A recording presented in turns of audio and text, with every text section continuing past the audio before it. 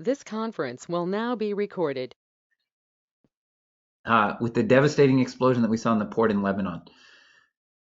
I think most people saw the footage. It was on most newscasts for the better part of a couple of weeks, but 190 people died. Over 300,000 people had their homes destroyed. And as we'll learn today, it deepened an already existing crisis in Lebanon. But before we get into the conversation, I'd like to just introduce two of the leaders at Right to Play in the Middle East, Elias Ayoub and Janine Ayoub. And they do have the same last name, but I can promise you they are not related. But as opposed to me introducing them, I'd really just like to turn it over to both Janine and Elias to quickly introduce themselves. So Janine, why don't you go first? Hello, I'm Janine. Thank you, Kevin. So starting January this year, I've been the country director at the Right to Play Lebanon. But I started here 6 years ago as program manager and have been in this organization ever since. Originally, I studied pharmacy, but all throughout my studies, I was always volunteering and working with organizations. And when I finished my diploma, I had a master's in public health. And then I started working with local organizations in Lebanon on the demarcation line between two communities who are always fighting together. Then I joined international organizations with World Vision as a program officer and then Palestinian refugee program manager.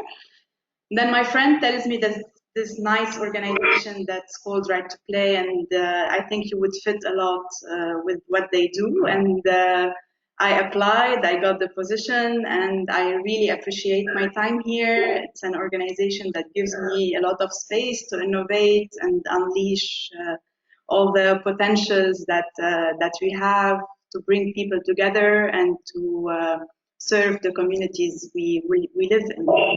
So, thank you. Thanks, Janine. Elias?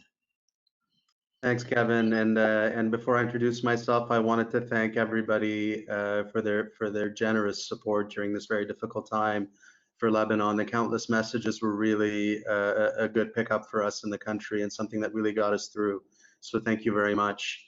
And by way of introduction, my name is Elias Ayoub. I am the Global Director of Country Operations. I've been with Right to Play for almost 7 years, 7 years now. I started off as country director for Lebanon, and then country director for Lebanon and Jordan, and now I'm the global director of country operations.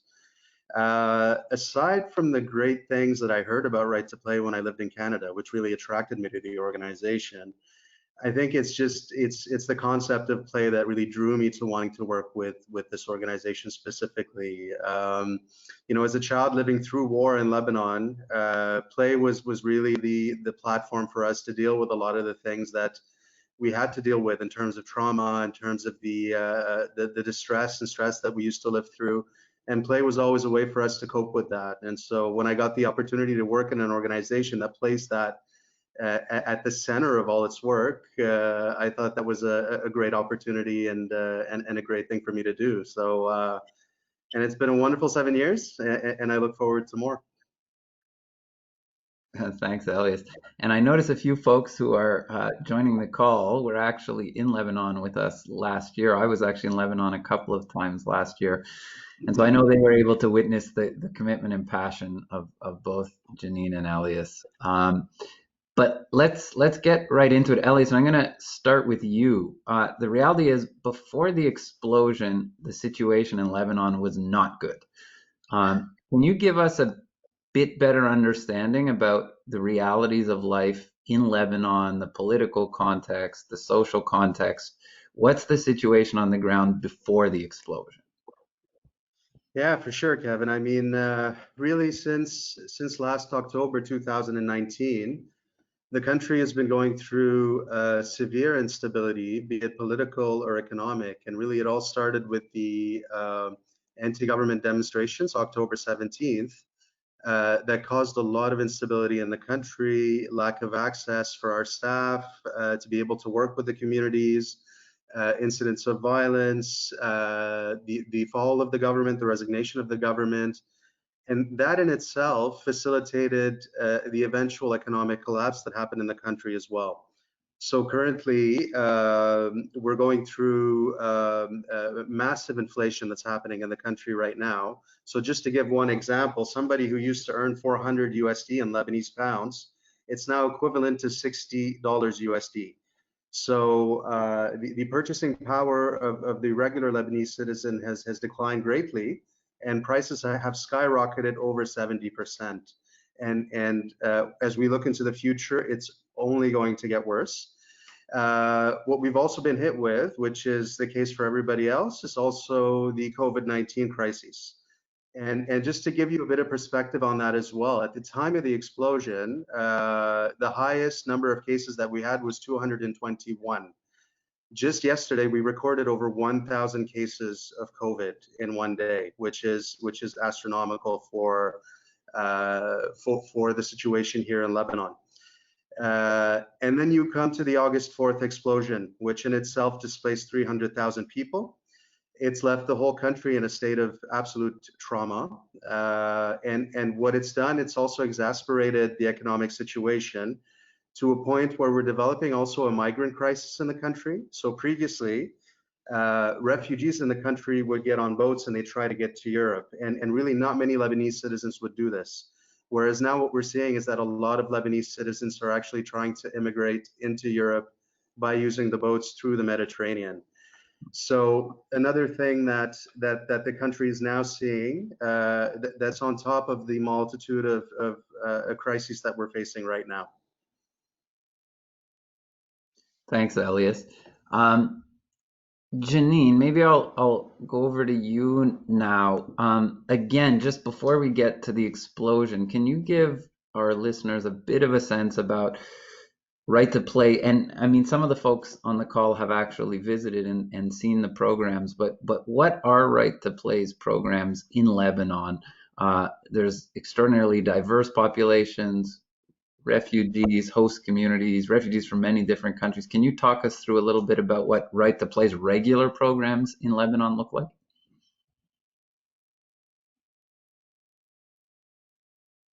Yes, so as you said, Lebanon officially is not a state of refuge, but over the years we have been hosting refugees, first Palestinian refugees since 60 years now, and then since 2011 an influx of Syrian refugees and Palestinian refugees from Syria, which have increased the population in the country tremendously. So now for every 4 persons in the country, 1 is a refugee. And this is the highest refugee per capita in the world for a very small country. So we operate throughout all camps and locations where we have vulnerabilities, if you want to call it like this, like impoverishment and areas where children and youth are at risk of dropout and at risk of child labor, early marriage, health issues, etc. We have been in the country since 13 years. And we started working in education with UNRWA, which is the official UN body that serves Palestinian refugees. And then now we work in public schools. We work with the Ministry of Education and with the Ministry of Social Affairs to serve everybody in need, basically. We reach around 35,000 children on a yearly basis, and what we do with them is different from one area to the other.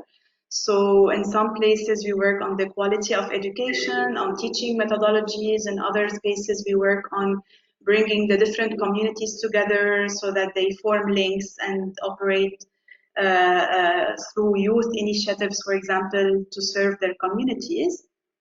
And in other spaces we work on sports for development, programs to build the skills of the children and the youth so that they are agents of change in their communities and that they develop the skills, the 21st century skills that they would need in the future. So in a nutshell, we try to use different types of play, from music to arts to football, basketball, and games that can be played outside or inside the classrooms. All of those to reach the highest number of children, but also to reach them in a way that would change their lives and equip them with what they need for the future and for them to be in a good mental and physical state. Thanks, Jane. It sounds like there's, multiple crises happening. So you have a refugee crisis from what we've heard about. We have COVID crisis. There's hyperinflation. There's a dysfunctional government. And then on August 4th, there's an enormous explosion that the world witnessed. We've all seen the terrifying images. Elias, I know you had a very personal experience with the explosion. Can you walk us through what happened for you on the day of the explosion? Yeah, sure. I mean, when the explosion happened, I was about 20 minutes away from Beirut, and we felt the pressure of the explosion. The car actually started to shake. And as instinct for a Lebanese, when you hear an explosion or you feel an explosion in the country, your first instinct is to pick up the phone and try and get in contact with loved ones before the lines are cut off. And so I knew my dad was in Beirut, so I decided to try him first. And when I called him, there was basically, I heard about 20 seconds of keywords that gave me an indication of what was going on. I heard that he was in an area that was near the epicenter of the explosion. I heard that he was injured by the person that was driving him and a bunch of screaming around him. And then I heard the name of the hospital that he might be going to.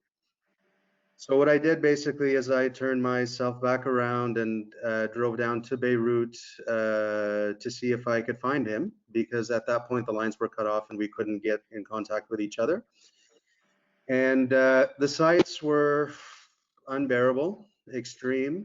Certain roads that you couldn't take because of the devastation and because of body parts and bodies of individuals on the ground. You didn't want to risk driving over somebody or hitting somebody. And at the same time, in your mind, what you're thinking basically is, are you driving to a hospital to see that, to identify the body of your father, who might be gone at that point. And so luckily I was able to find him in one of the nearby pharmacies. And he was covered in blood from head to toe. He had suffered severe injuries, and so basically, what I did is I got him in the car as quickly as possible, because in Beirut at the time, a couple of hospitals had been damaged severely, and I'd known at that point that the hospitals in Beirut would be overflowing with the injured. So what I did is I took him to a hospital in South Lebanon. And two hospitals actually. One hospital that we got to, there was an incident there. A person who couldn't get his daughter into the emergency room pulled out a weapon, and there was an altercation. So I decided to put my dad in the car again, and then take him to another hospital in South Lebanon, where we got him the medical care and attention. And then after that, the instructions were to get everybody from the family outside of Beirut who was there because of potential contamination from the explosion. So yeah, I mean, that's an up close and personal sort of look at what was going on that day. So Elias, you and I were in contact for a good part of that time via WhatsApp, and I got some of the images, and they really were horrible. How is your dad doing now?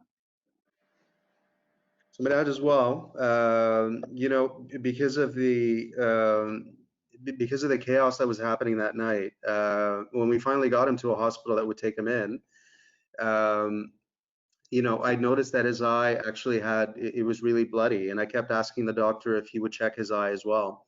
And the doctor was so there were too many people, so he said, you know, his eye's fine, it's okay, we'll check it later, and we didn't manage to check it.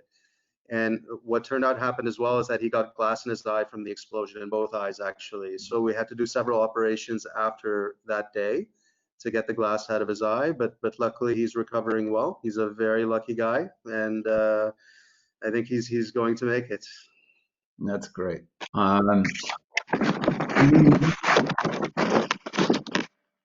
Maybe I'll come over to you now, Janine. So obviously Elias had a very personal experience with the explosion. How about yourself, the other staff within the Right to Play office? Anyone who's been to Lebanon knows how awesome and committed our staff are. What was the experience like for other people in Beirut? Yes, so for myself, it was a little bit different. I heard the first noise that came before the explosion, and my reflex was different because I ran inside to the corridors, and this is when the glass shattered in the room I was sitting in, and it fell on the chair I was sitting in. So it took me 5 to 10 minutes to realize what was happening and that I was safe. And then I called everybody from the staff at Right to Play and made sure that everyone is accounted for and is safe in their houses. This is when we realized the amount, the big, how huge this is. And we have heard near-death experiences from almost everyone we know, from friends, families, acquaintances, and from the communities we work with. So some of the children we work with have been injured and have seen someone being injured in front of them. They have heard the noise, they have seen the destructions, they have seen the video of the explosion. And when we went to the streets and we started working with the families, we saw so many severe cases of trauma. And I think the word trauma will be repeated a lot in this conversation now, because it's really the best way to describe what we're seeing among the children. Like many of them couldn't speak, they couldn't sleep even like 2 weeks after the explosion. One of the children we had a session with was always asking her parents if she could die in her sleep. And the mother was telling us the story, asking us to help in any way possible to get the child working again, like being able to smile and continue normally with her life. It was hard for us since we were also not okay and we were also going through the trauma ourselves. But at the same time, we needed to recover and we needed to be well functioning in order to serve the communities we work with. And I think it was what helped us heal was that we were present on the ground and that we were useful and we were able to do something and make a little bit of a change around us. Thanks, Janine. What I suspect that some of the folks listening to the call will have questions coming to mind as we hear the accounts of what happened. So we're probably, just to let everyone know, we'll probably go for another 10-15 minutes talking more about the Right to Play response, but there is going to be an opportunity for question and answer. So if you have questions, just jot those down. And at the end of the session, you can either kind of come on video and ask the question or type it into the chat window.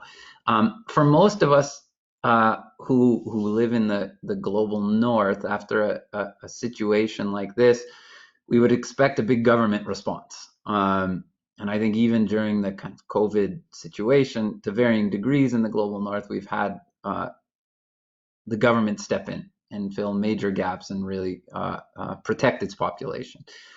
I fear I know the answer to this question. In fact, I do know the answer to the question.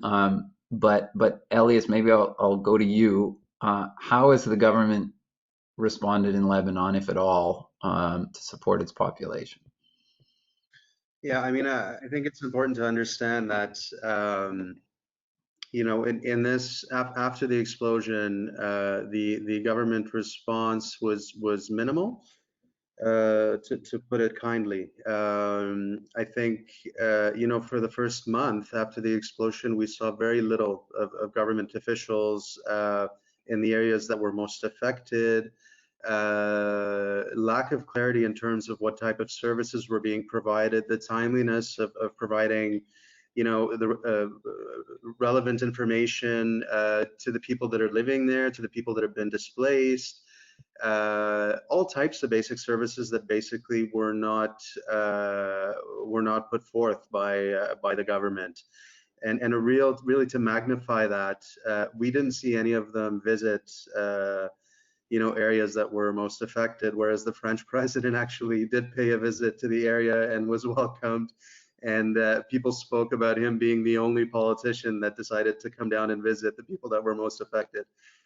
So that's the type of sentiment that exists with the people on the ground right now that are responding. And what that really kicked into motion is a response by civil society in Lebanon, and it was solely and purely led by local organizations, local activists, individuals that had never done anything like this that went down and wanted to help, international organizations. So that made up the bulk of the response, and it's even up until now. I would say, you know, the government is trying to put a different spin on what they could be providing as support from here on in, but I think it's still quite vague and not very clear. So yeah, a negative is that we've been left on our own in this case, but a positive is really the response that's been shown and that's been carried out by civil society in Lebanon, which is really heartwarming. It seems like, and we heard Janine a little bit from you in your introduction, that yeah, the Lebanese government obviously has its own struggles right now. 1 in 4 people in Lebanon is a refugee, yet the Lebanese government is not even officially accepting refugees to the country. They're clearly not positioned to provide the services to those refugee populations, or in this case, to the 300,000 people who've lost their homes and the many more who were traumatized, which leaves really a big gap. And it's great to hear that civil society has stepped up, Elias. And there's also a role for international organizations like Right to Play. I think a lot of us have watched on TV and heard a lot about reconstruction. And I know Right to Play was involved a little bit in the cleanup and everything else, but Right to Play actually has a really unique contribution, I think, to make in situations like this, because we're focused on children. And Janine, maybe I'll stop there and turn it over to you. And I think we're really getting to the heart of today's discussion now. So given what happened, what is Right to Play doing for the children in Lebanon? How are we using our methodology, our approaches to help these children? Okay. I think for this discussion, I want to bring in one of our field facilitators, Sarah Gizi, to help us all understand a little bit more from her experience on the field, what we've seen from the children and what we're doing to address the extreme trauma that they have been through. Sarah, if you can turn your camera on. We will start talking a little bit on the psychological side of what we're doing and how we are working with so many groups of children and youth to support them psychologically. Sarah, if you can first introduce yourself to us. Hello, everyone. My name is Sarah. I'm 27 years old. I started in the social work directly after my graduation 4 years ago. I've worked on educational projects with another organization, and then I've moved to Right to Play 2 years ago. I've started as a field facilitator on the Football for Development project, which was more enthusiastic to me because I'm a sports person. I play basketball. And now I'm the field facilitator on the Kids Athletics project in the refugee camps in Lebanon. Sarah, I know that in one of the streets we started working in after the blast, children lost two of their friends and some of them were hospitalized themselves. Can you tell us more about what we did and how did we measure the change in the psychological sides of Yes. So the day after the blast, we started with cleaning the rubbles and houses of people so that they can come back to their homes, at least to stay in or to sleep in.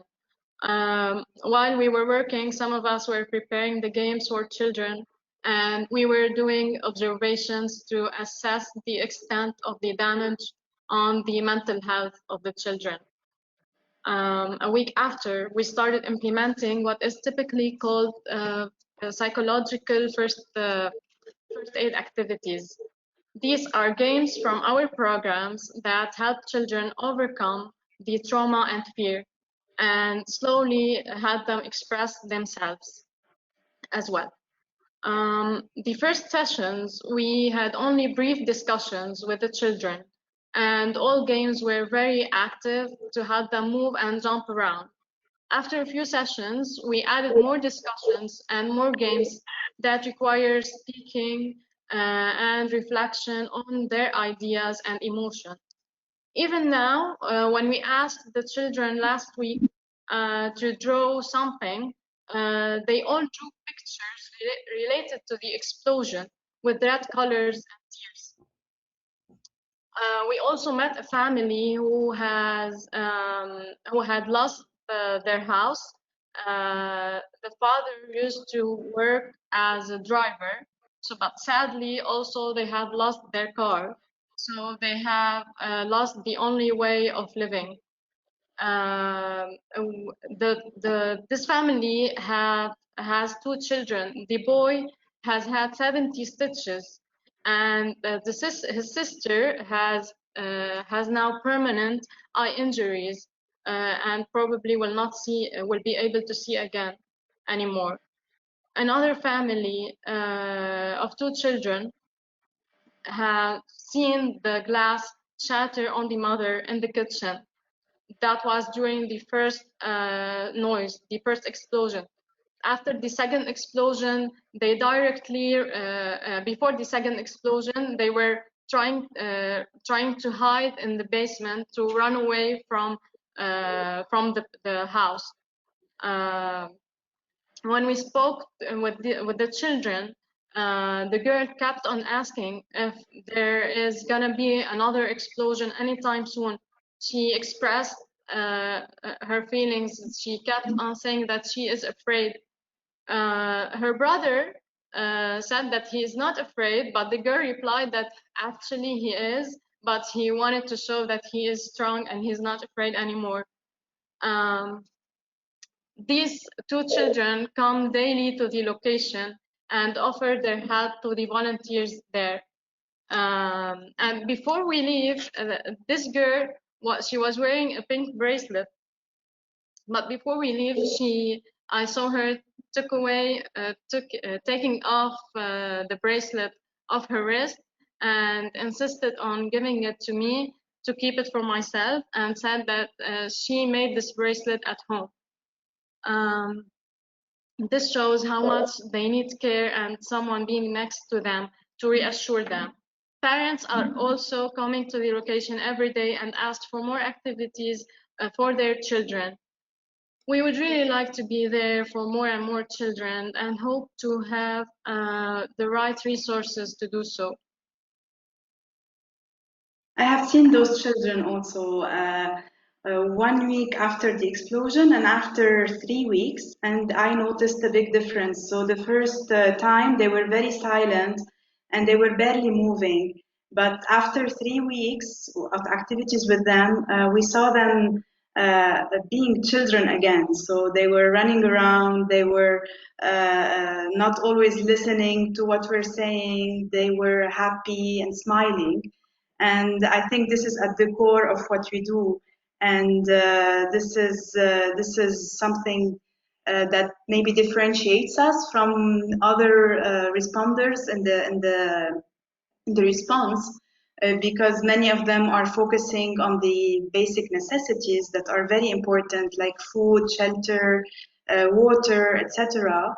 But at the same time, when we do the assessment and we talk with parents, the first thing that they tell us is that we know our children are not fine because they're not playing. And they come to us asking for support in this. And this is one thing we can do, that is to ensure that the children have a safe space for them to interact with each other, see their friends again, be normal children again, if we want to put it like this. And we have the staff, we have the volunteers that are trained and ready and that can move around either in mobile units or in specific locations where the explosion has happened. And so we have all the expertise or that we have accumulated over the years to respond and be actually benefiting the families that we serve and we have served for so long. So this is in terms of psychosocial support, if you want to put it like this. But I know also that we have worked a lot with Sarah on initiatives with the youth and things that were all complementing the activities and the sessions with children. So if you can tell us about this, Sarah.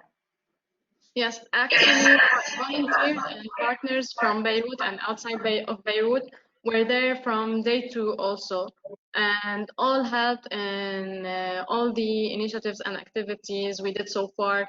Like they helped in the cleaning phase, in the waste management and glass recycling. They helped in food distribution, in fixing furniture and refurbishing. They helped in starting a community kitchen for cooking to the families in need, and they also supported in leading sport activities with to children. They all went in to help and offered a hand, and this gave us a lot of hope and a strong push to continue our work.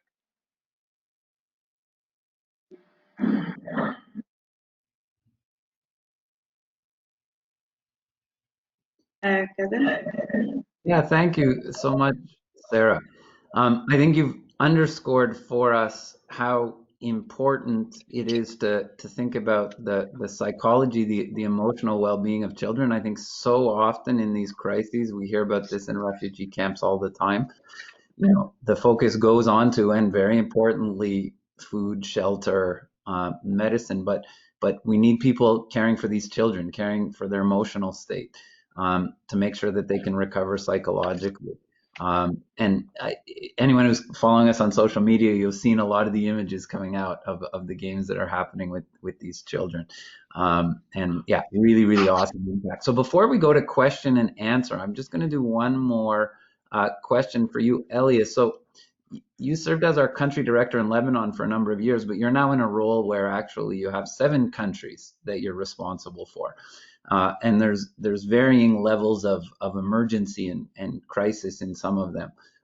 In a number of those countries, again, we're using the power of play, this fundamental force in children's lives, to provide psychosocial support. I'm wondering if you could maybe just zoom out a little bit from Lebanon and talk more broadly about how our intervention, right, the play's intervention, has such an impact, is so important in crisis settings more generally.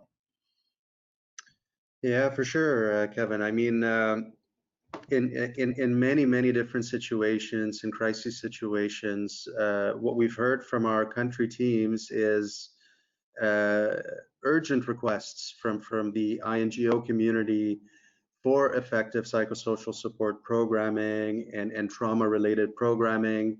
And they always think of Right to Play, and there's a reason for that, because the package that we bring forward is just above and beyond anything that's happening anywhere else in the field. I'm entirely convinced of that. I've seen it on the ground. I've heard it from different organizations. Our use of music, our use of sports, our use of the gamification of play, and our ability to bring all those to the table puts us ahead of a lot of the organizations out there. Just recently in Pakistan, there was some intense flooding in the south of Pakistan, and we received, a similar request, excuse me, that we're hearing in Lebanon as well, from bigger organizations that are coming in and they're saying, Right to Play, could you come in and do for us some psychosocial support programming, using your methodology, using play, using music, using sports.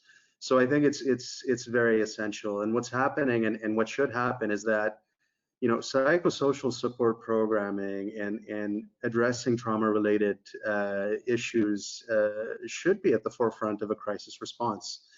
I think there's a common line that we're using right now in Lebanon that basically says, "Don't ask us how we're doing. We're not okay." And that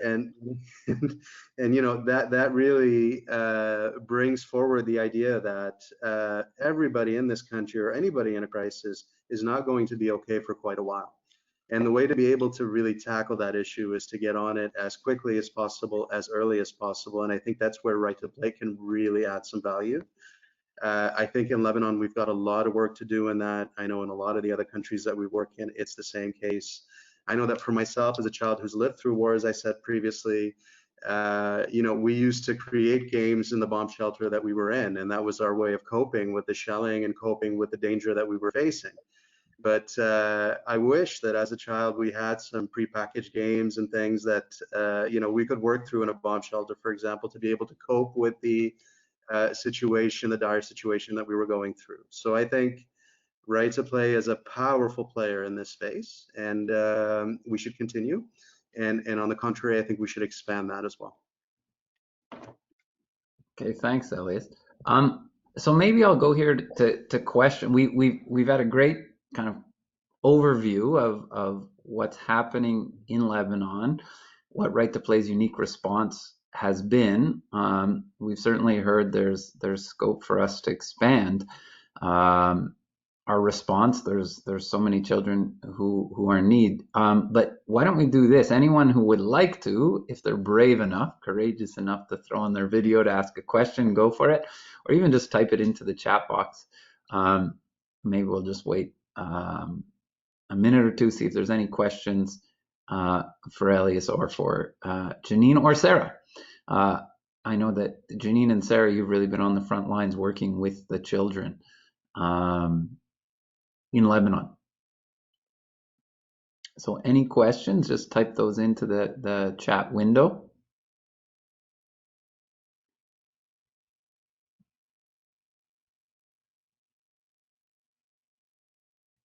And okay, here's a question.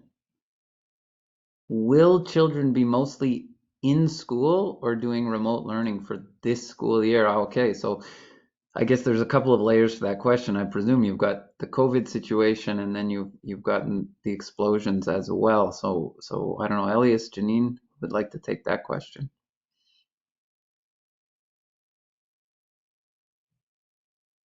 So as you said, there are so many layers, and if we want to count the number of months children have been to school last year, it would not be more than 3 months.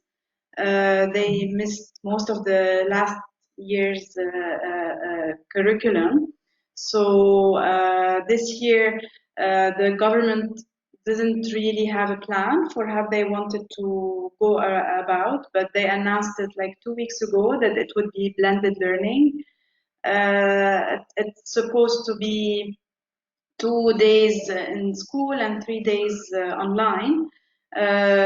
Registration is now ongoing, but it's very, very minimal because, as Elias has said, there's the inflation and the increase in prices. So now, for example, a $2 pen would cost $10. And if someone has more than 5 children, I don't know if they would be able to register them all, even in public schools, because there's a small fee there that's that was considered minimal, but now is not minimal anymore. So we're also working to ensure this back to school happens very smoothly, and we support as many children as possible to register, have the necessities needed, and be able to function well at school. Thank you for the question. So a couple more questions have come in. So from Karen Conway, given all of the competing crises, there is so much need for right to play programming on so many levels. How do you decide how to best allocate resources in the country? And I'll tack on my own question there, comment there as well. I mean, you know, there is just the question of resources in general. We certainly need more resources. Specifically, we obviously didn't foresee this explosion coming. So as we heard from Sarah, you know, any additional resource that we can mobilize, we would put into these what we call psychosocial support activities. These are programs for the children that have been affected by the blast. But how, Janine, I think we'll go to you as the country director. How do you figure out what to prioritize in a country that has so many situations going on in parallel, overlapping each other? So what we're doing is we're working very much closely with other organizations in coordination with the main bodies like UNICEF, the Ministry of Education, all the relevant actors in the country to have something that looks like a coordination mechanism. It's not functioning very well, but we're trying. And this is where we divide the responsibility between each other. So as Right to Play, we are part of the response for the education part, and within this for the psychosocial support that's related to children and teachers in this response. So we know what our priority is and what we want to do. And we have chosen these priorities based on what we know how to do best and how we can reach the children more efficiently and quickly for these short-term things. Then when it comes to longer-term programming for 1 year, for example, it would need to be more within the two big priorities that we have: education and skill building or sports for skills, for life skills, and music for life skills. So we're going to be dividing the priorities between those two areas and building more the programs related to protection, advocacy, and getting the voices of the children across. But I think this will happen when we become better with dealing with our emotions and when the children will become better in a few months. So a little bit of timeline planning. I don't know if I answered. Yeah. If I could add something here as well. So it's important. I mean, as Kevin mentioned, resources are needed because the expectation here in Lebanon is that there are going to be more crises that are coming up. There is nothing as we look into the future that tells us that the situation, whether from an economic perspective or from a political perspective, is going to get better. On the contrary, I think the level of reforms that are needed in the country will actually make things much worse for the regular citizens and most communities. So it's important to keep that in mind. And as we move into a year of strategic planning, I think the Lebanon office will have some deep thinking to do on around how we prioritize what we do in Lebanon, considering the continuing recurring crises that we face in this country. I mean, this year has been just unbelievable in terms of what's happened, and we foresee more instability in the future. So even on a strategic level, Right to Play in Lebanon will need to be taking all this into consideration as they plan forward. Thanks, Elias. Got another question here, and it's about what kind of different activities you're offering in this difficult situation. I hear you're talking about sports, but what about art classes. I know because I keep on my own phone. This is from a trip that I took to Lebanon 4 or 5 years ago. And in one of the schools for Syrian refugees that we worked in, they had a big kind of art show where the parents could come in. It was in an abandoned building, but they'd put up the art that they'd done. And to see some of the imagery that had come out of these 8, 9, 10-year-olds was really difficult. But it's been a reminder to me, and I look at the pictures quite often that they drew about how difficult the reality of their lives are, and how art, for instance, can really be therapeutic in a way for them to process some of their trauma. But Janine, we heard about sports, we heard about music, we heard a little bit about games from Elias. What other types of activities, just to give our listeners maybe a better understanding, more complete understanding of the type of activities we're running with children right now? So now in the sessions, we're trying to have a mix of different tools and activities so that we cater a little bit to different types of needs among the children. So we have a lot of drawing, a lot of things related to role plays, to them expressing in a story, for example. We had a story competition after the COVID-19, and all the children were writing their stories and submitting them to us to express their hopes and to describe their hero for the future. This is a little bit of what we're doing other than music and other than the athletics and the games. We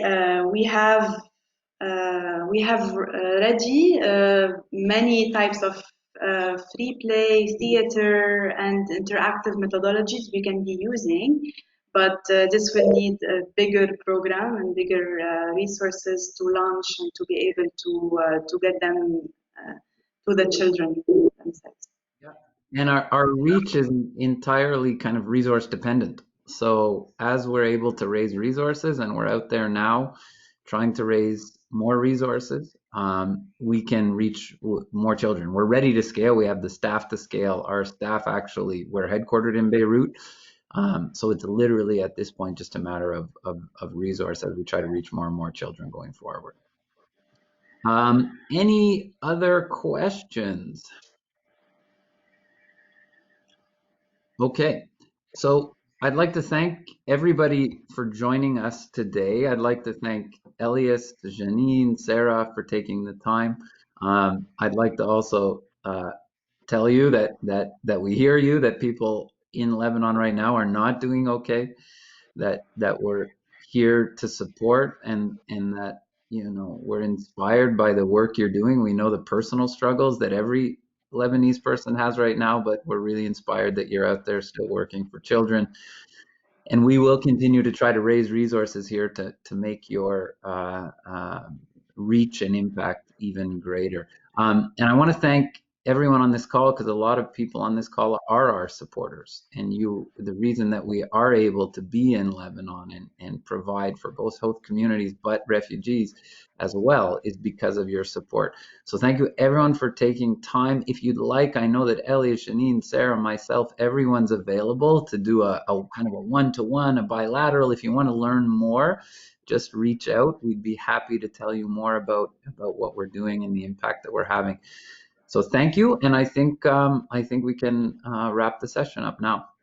So everyone have a good afternoon, a good rest of the morning. Thank you very much. Thank you, everybody. Thank you so much. Thank you, everyone.